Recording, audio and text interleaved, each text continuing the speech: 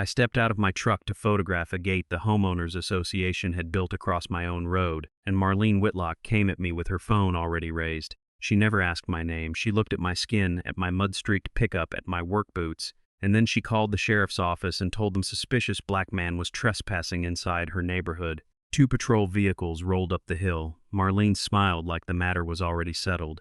Then Deputy Nolan Price looked up from the county records on his screen and asked her one quiet question. Did she know this man owned the road she was standing on? Her smile went away. If you enjoy stories where the person doing the looking down is finally forced to look at the paperwork, subscribe to the channel and stay with me because this one turns all the way over.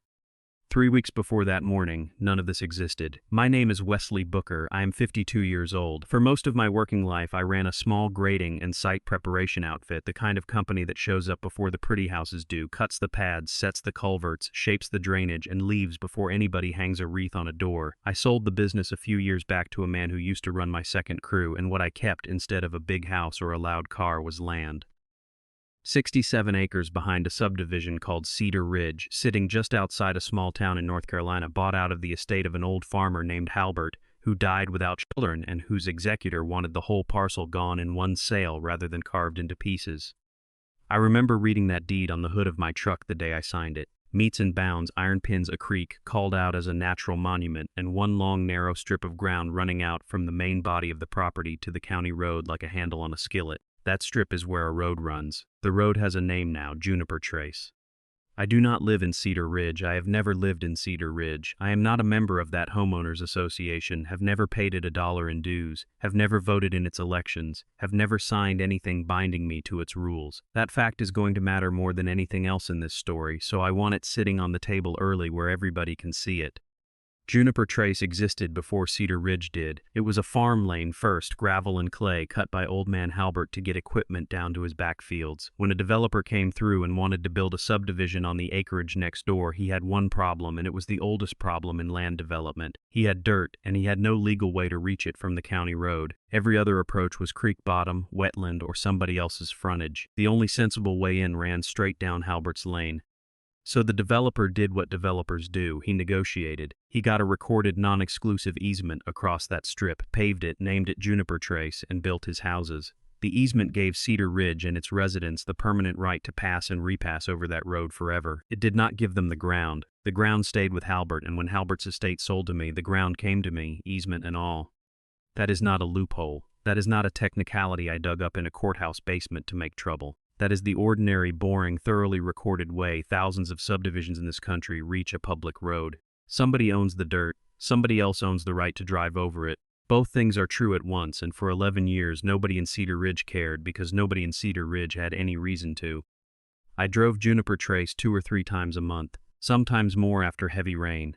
My fences run along the back of the subdivision, and I have a drainage swale that fills fast and needs looking at. I would come through in the pickup, nod at whoever was checking a mailbox, drive past the last house, and disappear into my own trees.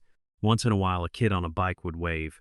Once a woman named Priscilla Danvers flagged me down because a limb had come down across the entrance and she wanted to know if I had a saw. I did. I cut it, dragged it off, and went about my day. She brought a plate of brownies to the gate the following week and left them on my tailgate with a note. That was Cedar Ridge for 11 years. Then the association elected a new president. I first met Marlene Whitlock on a Tuesday morning in April. I had turned in off the county road and gotten maybe 100 yards up the pavement when a white SUV pulled crossways in front of me, not quite blocking, but close enough to make the point. A woman got out, late 40s, sunglasses pushed up into her hair, a clipboard which I later learned she carried the way some people carry a badge. She looked at my truck before she looked at me. Mud on the rocker panels, a toolbox in the bed, a cracked amber lens on the cab light I keep meaning to replace. Then she looked at me, and I watched something get decided behind her eyes before either of us had said a word. "Which landscaping company are you with?" she asked. "I'm not with a landscaping company," I said. She smiled the way people smile when they think you have misunderstood the question. "Contractor, then. Who are you working for today?" "Nobody. I'm going back to my property." That is when the smile thinned out. She asked me what business I had in, and I am quoting her exactly, our neighborhood. I told her again that I was driving to my land. She looked at me for a long 3 seconds, and then she gave a little laugh, a short breath through the nose, the kind of sound that says a person has decided you are lying and is being gracious about it. Going forward, she said, vehicles like yours should use the service entrance. There is no service entrance. There has never been a service entrance. There is one way into Cedar Ridge, and it is the road I own. I could have said that. I did not. I said, all right, put the truck in gear, and drove around her. I want to be honest about my own head that morning. I was not furious. I was tired. I am 52 years old and a black man in the South, and I have been asked which company I was with in more parking lots, lobbies, and job site trailers than I could count. There is a particular kind of that comes from being sorted before you are greeted. You learn to keep your voice level and your hands visible and your paperwork close. What I felt driving away from Marlene Whitlock was not anger. It was recognition. 4 days later, an envelope showed up at my post office box with the Cedar Ridge Homeowners Association crest printed across the top in a green so tasteful it must have cost somebody money. Inside was a single page. Across the top in bold capitals it read, Commercial. Final warning. Final, not first, final. I sat in the truck in the post office parking lot and laughed out loud because it is genuinely funny to receive a final warning from an organization you have never joined about a road you own regarding a vehicle that is a 14-year-old pickup with a fishing rod holder bolted to the bed rail.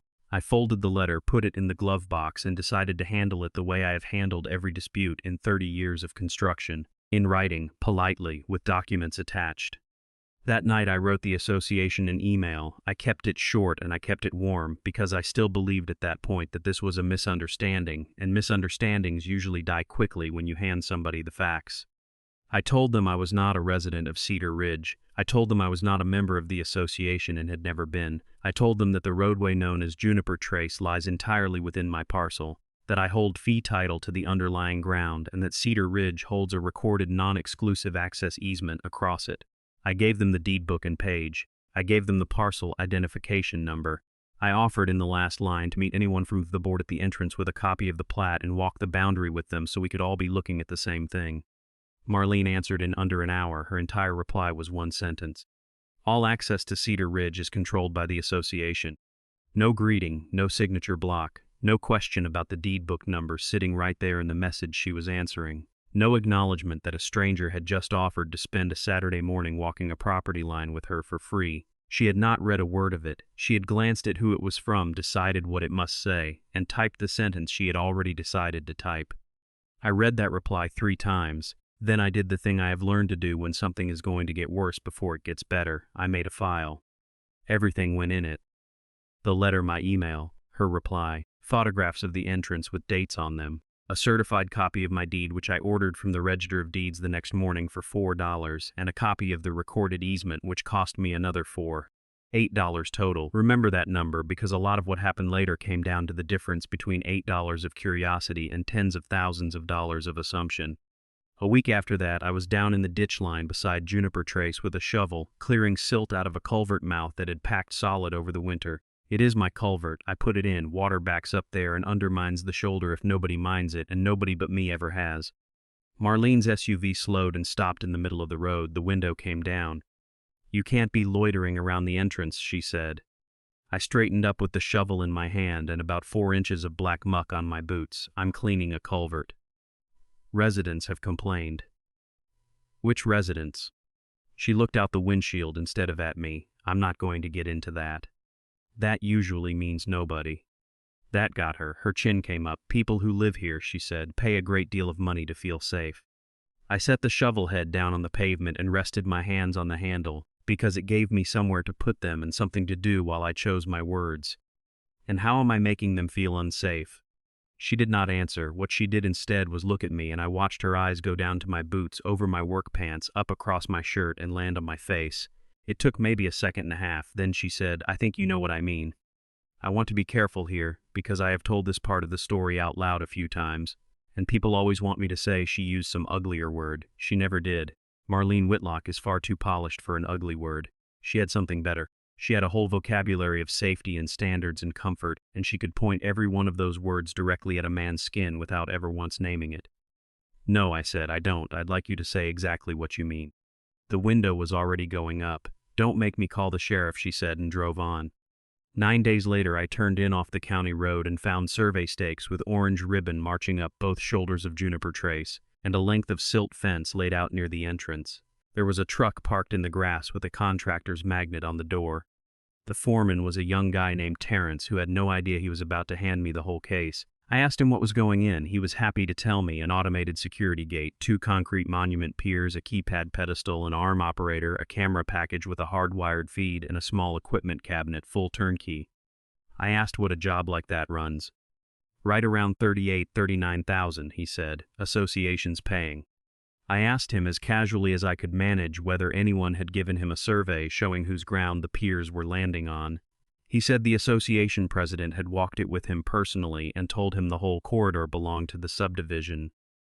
I called Marlene from the shoulder of the road with the stakes still in front of me. She picked up on the 4th ring, and when I told her what I was looking at, she did not hesitate for even a beat. The association has voted, she said. You don't have any authority to stop it. Then she hung up.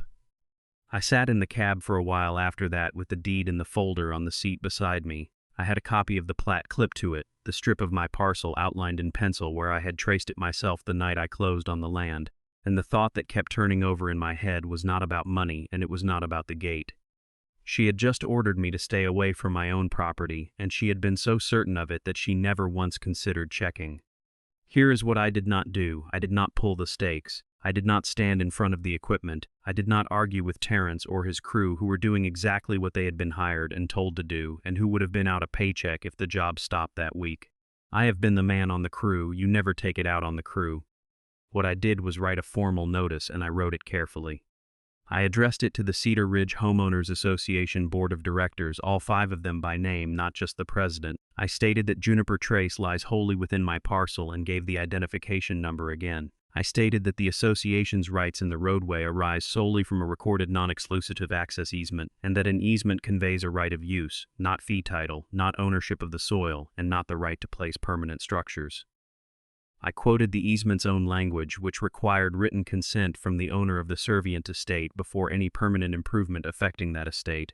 I asked that construction be suspended until the parties could review the recorded documents together. I sent it certified mail with return receipt to all 5 board members, and I emailed it as well. 4 of those green cards came back signed. I still have them. The board's response was to put the matter on the agenda of the regular monthly meeting, described on the printed agenda, which somebody later showed me as, and this is verbatim, ongoing disruption at the front entrance by an outside party. So I went. The Cedar Ridge Clubhouse is a nice building, stone veneer gas fireplace, 40 folding chairs, a table of cookies nobody eats. I walked in wearing clean khakis and a collared shirt because I know how this works, and I had my folder under my arm. Marlene saw me from the front of the room, and she said it loud enough that the conversations around me stopped. "Are you the contractor?" "Wesley Booker," I said. "We've spoken 3 times. I sent you a letter last week. You signed for it." Something passed across her face. She knew the name. She had typed a reply to that name, and she chose, in front of 40 of her neighbors, to say, "This meeting is for homeowners." "You're discussing a permanent structure being built on my land," I said. "I'd like to be here for that." The room started to murmur. I could feel it move. Marlene felt it too, and she did what people do when they feel a room slipping. She reached for authority. "The association holds an easement over that road," she said, "which means the association controls that road completely." "Have you read the easement?" I asked. She did not answer. I walked to the front table and set the certified copy of my deed on it, and the plat beside it turned so she could read it right side up. I did not raise my voice. I said, "That's the deed. That's the plat. The strip under Juniper Trace is inside my boundary. I'm happy for anybody in this room to look at both." She did not pick them up. She did not glance down. She looked straight at me and she said, "A piece of paper doesn't mean you get to wander around here making residents uncomfortable." That was the moment I stopped believing this was about a road. Because we had just left ownership behind entirely. She was not arguing that the deed was wrong. She was not arguing that the easement said something different. She was arguing that my being there, my body, my presence on a road I owned, was the problem to be solved. I looked around the room. A man near the back was staring at the floor. A woman 2 rows in had gone very still. Priscilla Danvers, the brownie lady, had both hands over her mouth. "Cedar Ridge has certain standards," Marlene said. "Standards about what?" She paused. She actually paused, and I could see her running the sentence forward and finding no safe place to land it. "About security," she said. I picked up my deed. I picked up my plat. I put them back in the folder and I buttoned it shut, and on my way past her, I said the only thing I had left to say. "You should read that deed before you finish that gate." 2 days later, they finished the gate. It went up fast, the way those things do when the money is already spent. 2 squat, stone-faced piers, an aluminum arm, a keypad on a pedestal, and a camera mounted high on the north pier angled. I noticed immediately, not at the entrance at all, but down the road past the last house, straight at the tree line where my property begins. That evening, the association sent a notice to residents and, because I was on the mailing list from my own correspondence to me, all vehicles not registered with the Cedar Ridge Homeowners Association will be denied access at the front gate. I read it twice. The only road to my 67 acres now had a locked arm across it, and my truck was not on the list. The next morning, I drove out there at 10 minutes past 8 with a camera, a tape measure, and a copy of the plat. The gate arm was down, the keypad glowed. I did not touch it. I did not touch the arm, the cabinet, the wiring, or the camera. I have been deposed enough times in my working life to know that the man who keeps his hands in his pockets wins the argument later. I photographed the piers from 4 angles. I photographed the pier bases against the iron pin at the corner, which is still there, still visible, still exactly where the surveyor set it. I photographed the camera and the direction it faced. I photographed the equipment cabinet, which was sitting a good 11 feet outside the 20-foot easement corridor described in the recorded document, on ground that has never been anything but mine. I was maybe 6 minutes into it when the white SUV came down the hill. She was out of the door before it fully stopped. "What are you doing here?" "Documenting a structure built on my property. You need to leave, right now." "No. This is your last warning." I turned around to face her fully, and I kept my hands where she could see them, because that is a calculation a man like me makes without even noticing anymore. "Ma'am," I said, "you are standing on a road and telling the man who owns it to get off of it." She pulled out her phone. I assumed she was calling the association's attorney. That would have been the sensible move, and it would have ended everything right there, because any real estate attorney in that county would have pulled the plat in 4 minutes and told her to sit down. She did not call the attorney. I heard her say the address, then I heard her say, "There's a black man at the gate. I've asked him to leave and he's refusing." Not a man in a pickup, not a man taking photographs. That was the description she gave, and she gave it first, before anything else, because in her account of the morning it was the operative fact. Then she added something that was simply not true. She said I was tampering with the security system. I took out my own phone and started recording. I said my name out loud for the recording, the date, the time, and where I was standing. Then I put the phone up on the hood of my truck facing us both, and I stood still and I waited. Marlene leaned against her SUV with her arms folded. She looked more than anything satisfied, like a woman who had finally found the correct form to file. 2 county vehicles came up the road about 9 minutes later. 2 deputies got out. The first was maybe 40, sandy hair going gray at the sides, moving unhurried. That was Nolan Price. The second was a younger woman, dark hair pulled back tight, who went to the trunk of her vehicle first and came back with a laptop under her arm. Deputy Avery Brooks. Marlene went straight at them before they had cleared their own doors. "He's the intruder," she said, and pointed at me.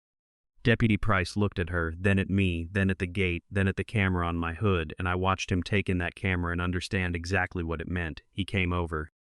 "Sir, do you have identification on you?" "Yes, sir. It's in my left rear pocket. I'm going to reach for it with my left hand." "That's fine." I gave him my license. He looked at it, looked at me, and did not hand it back yet.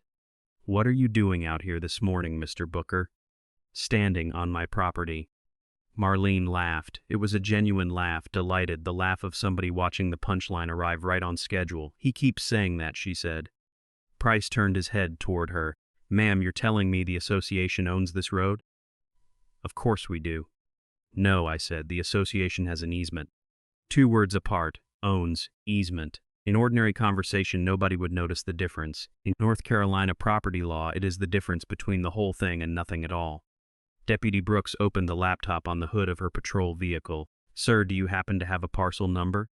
I gave it to her from memory. I have known that string of digits longer than I have known my own cell phone number. Marlene stood there with her arms crossed and let it happen. That is the part I still think about. She had just asked 2 sworn deputies to pull up the exact record that would end her entirely, and she was standing there watching them do it with the expression of a woman waiting for a package. Brooks pulled the county's property viewer. A parcel map came up on the screen, the familiar tangle of outlined polygons, each one shaded and numbered. I stepped over, kept my hands clear of the screen, and pointed with a knuckle. "That's Cedar Ridge, that's my boundary. Follow it down along the back of the subdivision, and there, see how it doesn't stop at the fence line. There it was, a narrow finger of parcel running out from the main body of my land down between two lots and all the way to the county road, 60 feet wide, 1,200 feet long, shaped exactly like a road because it is one. Brooks zoomed in. The road layer overlaid the parcel layer perfectly. Juniper trace sat inside my boundary from the county pavement to the far end, every foot of it. Deputy Price came around and read over her shoulder. He pulled up the deed reference. Then he asked Brooks to find the easement instrument, and she did, and he read that too, and he read it slowly, scrolling with one finger, taking his time in a way that made the whole morning go quiet. Marlene's patience gave out first. "You're wasting time," she said. "I'm the president of this association." Price did not argue with her. He did not even look up. He just said, "Yes, ma'am," and kept reading. And there is no reply in the English language more devastating than a calm "yes, ma'am" from a man who is currently reading the document that proves you wrong. Finally, he straightened up. "Miss Whitlock, which parcel does the association own that contains Juniper Trace?" "The road belongs to the subdivision." "That's not what I asked. I asked which parcel the association owns." The silence went on long enough that a bird started up somewhere behind the tree line.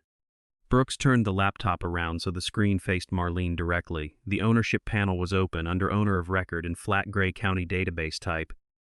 Wesley Booker. Marlene said the system must not be updated.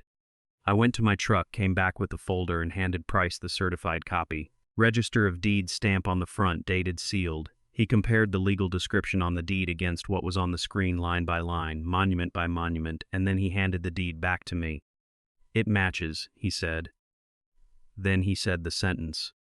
"Mrs. Whitlock, based on the records we're looking at, Mr. Booker owns the ground underneath this road."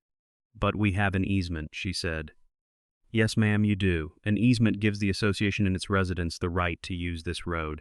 It does not make the owner of the road a trespasser on it." She switched targets fast. He was tampering with the gate. I saw him. Brooks asked evenly, "Did you personally observe him touch or damage any part of the gate?" Marlene opened her mouth, then she closed it. I said, "I've been recording since before you arrived. It's on my hood. You're welcome to watch it, and I'll send a copy to whoever needs it." Nobody needed to watch it. Everyone standing there already knew. Price handed my license back. He took a slow look up and down the road, at the piers, at the camera on its bracket, at the equipment cabinet sitting out in the grass. "Ma'am, who authorized building this gate?" "The board approved it." "Did the board obtain written consent from the property owner?" She said the association did not need it. Price told her plainly that questions about construction rights and easement scope were civil matters, that deputies do not resolve them at the roadside, and that she and the association would need attorneys and probably a survey. But he said one thing was not in doubt this morning, and that was that Mr. Booker was not an intruder and there was no basis for anyone to be removed from this road. And then, because he had been standing there a long time and had clearly been chewing on it, he added the thing that finished her. "In fact, Ms. Whitlock, right this minute you're standing on ground that's recorded in Mr. Booker's name." She looked down.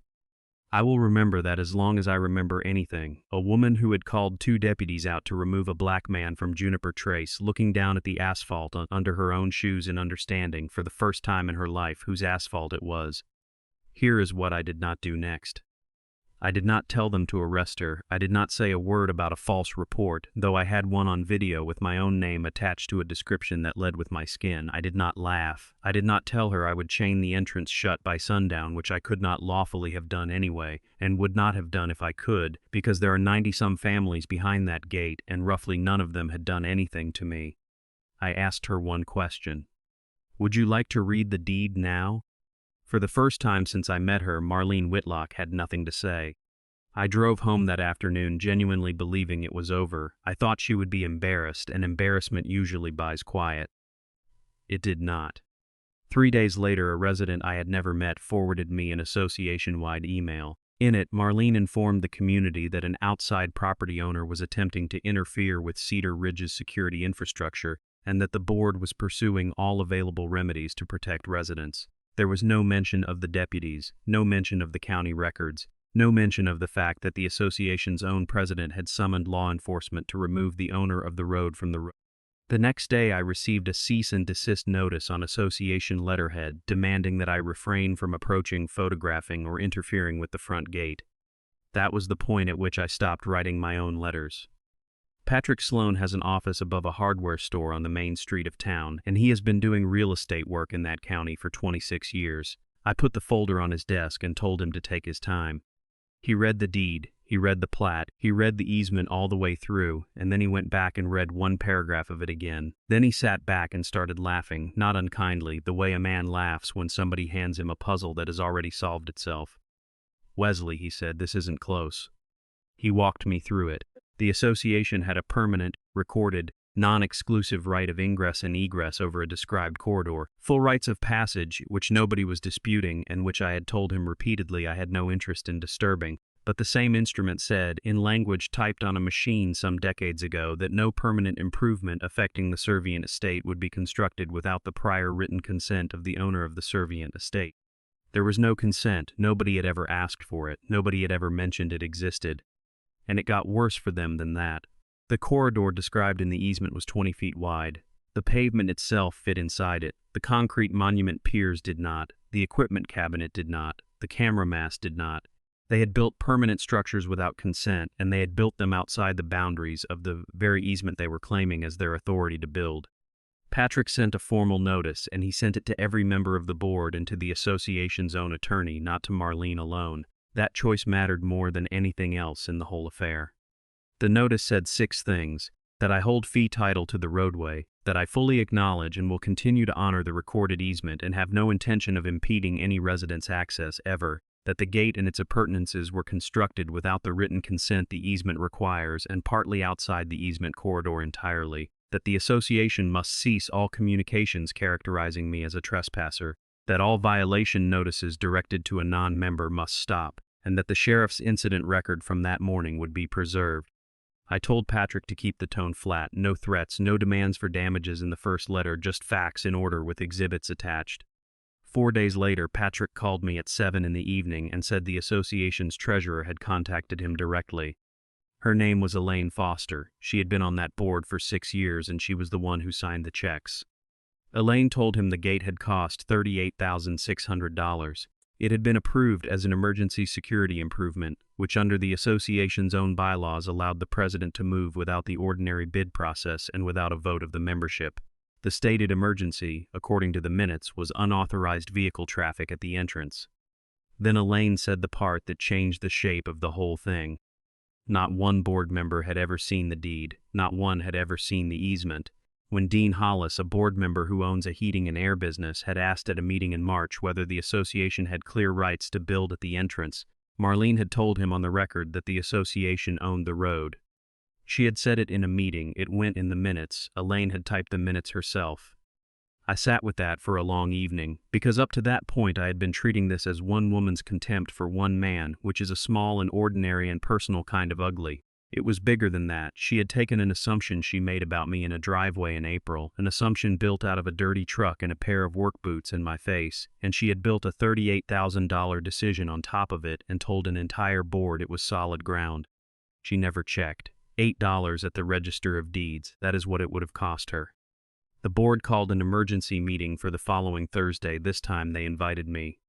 The clubhouse was fuller than it had been in April. People were standing along the back wall. Somebody had brought extra chairs from the pool storage. Marlene was seated at the head of the table with a legal pad in front of her, and when I came through the door she did not ask if I was the contractor.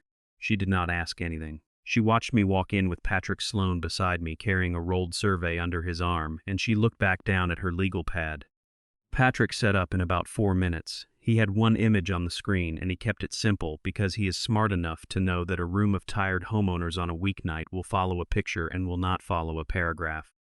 One color, the subdivision. Another color, my parcel, and they're running from the county road up between the lots, the narrow finger of the second color, with a black line down the middle of it labeled Juniper Trace. Then a dashed outline over the top 20 feet wide. The solid shape is ownership, Patrick said. The dashed line is the easement. The association has the permanent right to drive here. The association does not have fee title here. Both things have always been true, and neither one is a surprise, because both are recorded down at the courthouse and have been for a very long time. Dean Hollis raised his hand and asked the association's own attorney, who was sitting in the second row, whether that was accurate. The association's attorney stood up, adjusted his jacket, and said, "Yes, that's accurate." I watched the room take it. It was like air going out of something. Marlene tried. She said the developer had told her the road came with the subdivision. Patrick asked, "Do you have that in writing?" "No." "Is there a deed conveying the roadway to the association?" "No." "A transfer document, a dedication, a plat note?" "No." "Does the association's title policy schedule the roadway as an owned asset?" She did not know. "I've read it," Patrick said. "It doesn't." That was the whole case. There was nothing behind her claim except her having said it out loud with confidence in a room where nobody had a reason to doubt her. Then Elaine Foster spoke, and she did not speak like a woman enjoying herself. She sounded tired and a little sick.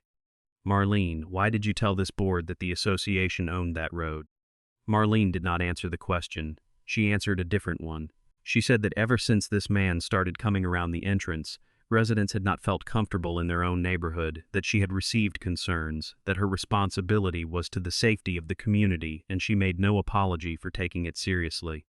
That was when I finally spoke, and I only spoke once.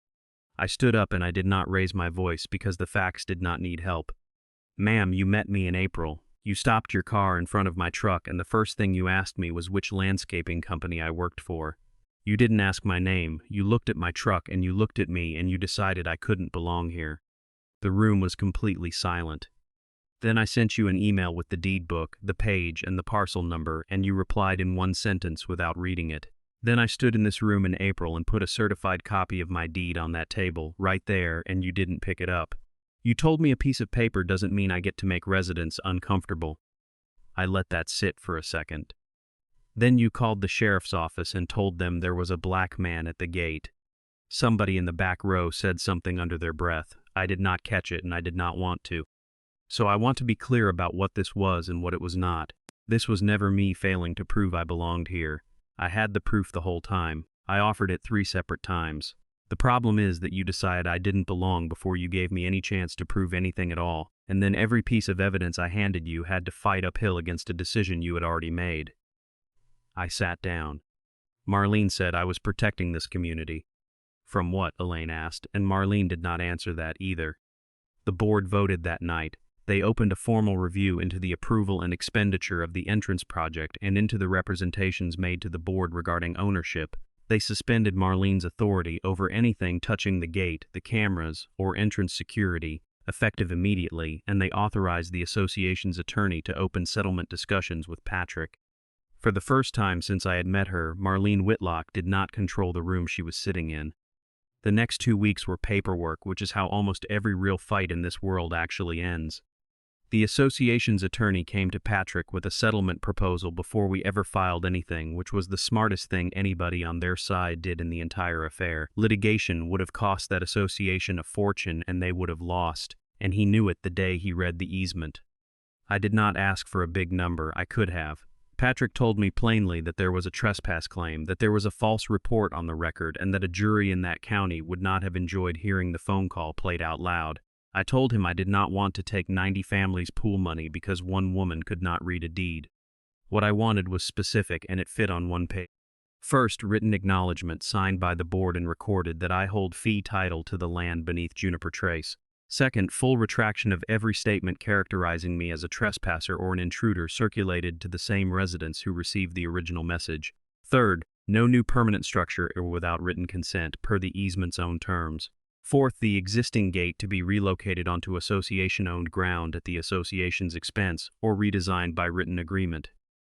Fifth, no further violation notices to a man who is not a member of the association. And sixth, and this was the one I insisted on, the residents of Cedar Ridge retain full and uninterrupted use of Juniper Trace, exactly as the easement provides permanently. Patrick told me later that the sixth item was the reason the board settled in 11 days. They had come into that room braced for a man who was going to lock them in. What they got instead was a man whose first written demand was that their access be guaranteed forever. They moved the gate. It sits now about 90 feet up the road on the first piece of ground the association actually owns, which is a corner of the common area by the mailbox kiosk, and honestly, it works better there. The camera that had been aimed down at my tree line got re-aimed at the gate arm, which is where a security camera is supposed to point. The equipment cabinet came out of my grass. We signed a joint maintenance agreement so that everyone knows who patches what, who mows the shoulders, and who is responsible when a culvert clogs, which was, in the end, the only thing I had actually been doing out there that April morning in the first place.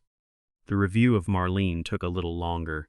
It concluded that she had exceeded her authority in classifying the gate as an emergency improvement, and that she had provided the board with an inaccurate representation of the association's ownership interest, which the board had relied on in approving the expenditure.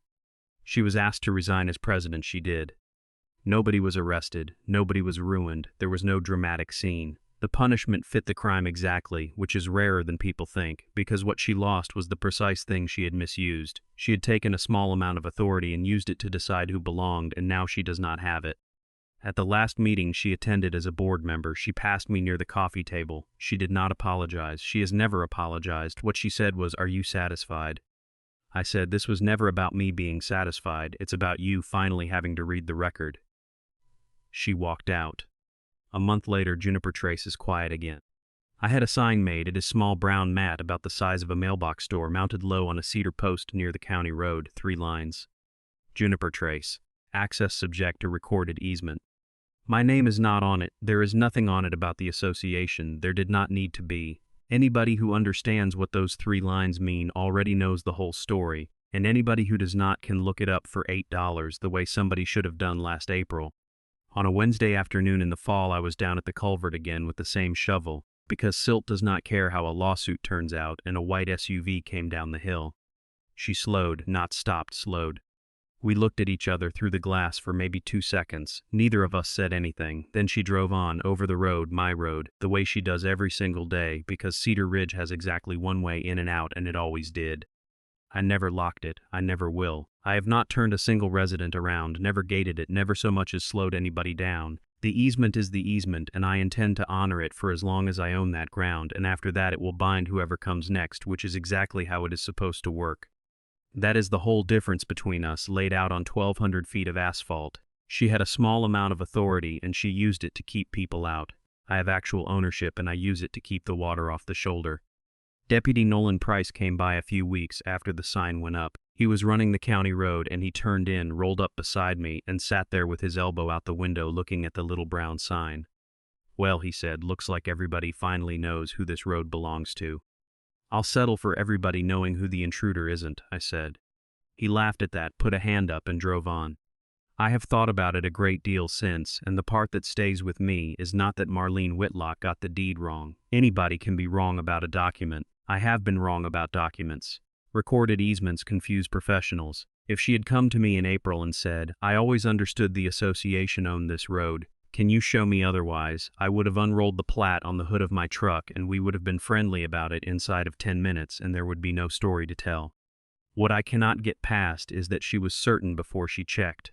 That is the whole thing. She never went to the courthouse because she did not believe there was anything to find, and she did not believe there was anything to find because of what she saw when she looked at me. An old truck, mud on the boots, work clothes, a black man on a road in a neighborhood where the houses start at $500,000. That was enough. She built an entire person out of it before I ever opened my mouth. Contractor, day laborer, outsider, somebody's hired help who wandered in the wrong entrance, suspicious man, intruder. There was exactly one thing she never once thought to put on that list, and it was the only one that was true. Owner. Marlene Whitlock called the sheriff to have a black man removed from Juniper Trace. What she did not know, and what she now cannot forget, is that every single time she drives home to Cedar Ridge, she is the one traveling on a road that belongs to me.